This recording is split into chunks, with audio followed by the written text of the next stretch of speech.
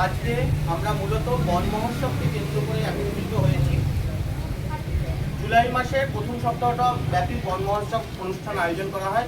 সেই উদ্যোগে আজকে শহীদ নজরুল ইসলাম মহাবিদ্যালয় এনএসএস ইউনিটের উদ্যোগে এই বন মহোৎসবের আয়োজন করা হয়েছে।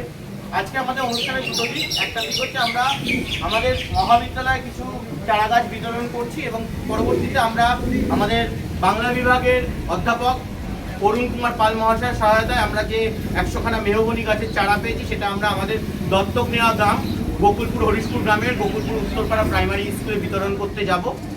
এই প্রথম পর্বে আপনারা দেখতেই পাচ্ছেন আমাদের এনএসএস ভলেন্টিয়াররা কি সুন্দরভাবে তাদের ক্রিয়েটিভ মাইন্ডের মাধ্যমে আমাদের সামনে কতগুলো প্ল্যান্টার তৈরি করেছে।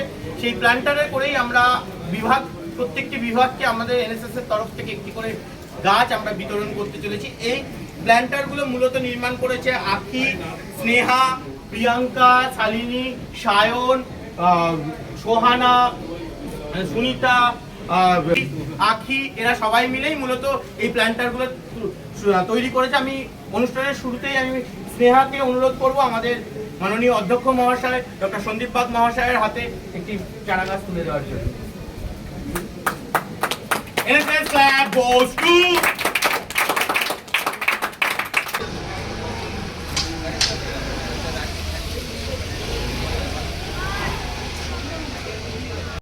আমরা ফেলে দেওয়া জিনিস রিসাইকেল করছি, এটা তৈরি করেছে আর বৃক্ষরোপণ। NSS flag goes to তুই দিবি না। এই আমি একটা